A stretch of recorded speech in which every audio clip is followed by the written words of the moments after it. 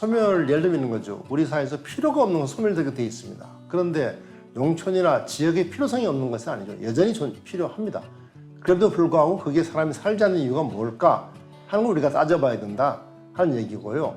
사람들이 떠나는 이유를 따져보면은 결국은 대도시와 지방의 격차, 농촌과 도시 격차 때문이다. 그런데 이 격차가 자연스럽게 생긴 것이 아니고 국가 정책에 생긴 것이다 하는 얘기고, 그 정책의 결과로 생긴 것을 그 정책으로 메워줘야 되는데 그 정책이 제대로 작동하지 못하고 있으니까 결국은 점점 농촌이 살기 어려워지고 격차가 더 커진다. 그러면 사람들은, 특히 젊은이들은 농촌 떠날 수밖에 없다는 거죠. 그런 의미에서 강요되고 있다고 얘기를 하는 겁니다.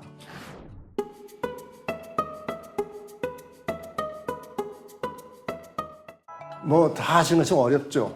아까도 말씀하신 것처럼 장보기도 어려운 거고, 뭐 시내 한번 나가려 해도 버스가 하루에 한 번밖에 없어서 어렵고, 또 아이들 학교 보내기도 어렵고, 뭐 병원 애 낳으려 해도 뭐 말하자면 산부인과도 없고, 다 모든 것이 어려운 게 현실입니다. 그건 뭐 부정할 수가 없고요. 그래서 한번 따져보면은 1970년부터 한 2020년 50년 동안에 우리나라의 농촌 인구, 특히 면인구는 3분의 1 이하로 줄었습니다. 그러니까 말하자면은 한 1,500만 정도 되던 것이 400만 정도로 줄었거든요.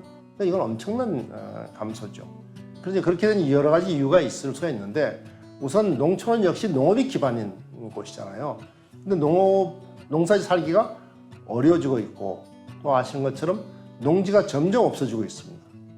그러니까 농민들이 살 수 있는 기반이 농지인데 농지가 파괴되고 하는 것들이 큰 문제가 되고 있습니다.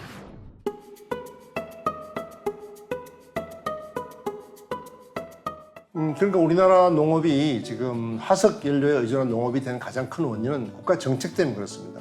우리가 한마디로 생산주의 농정이라고 할 수가 있는데, 생산주의 농정이라고 하는 것은 농업 생산성을 높이는 것에 주안점을 두고 있는 농정입니다. 그런데 이 잘 보면은 농업 생산 농업이기 위해서 우리가 비료 쓰고 농약도 쓰고 기계도 쓰고 다 하지 않습니까?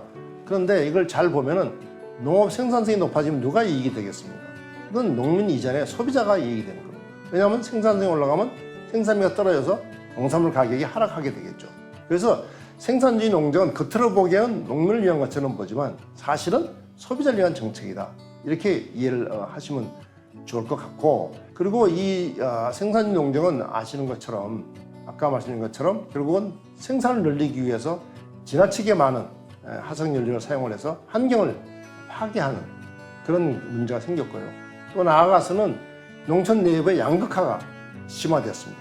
결국은 이 생산성을 높이기 위해서 정부가 모든 농민에게 지원하는 것이 아니라 특히 상층농, 대농들에게 집중해서 지원하게 돼 있거든요.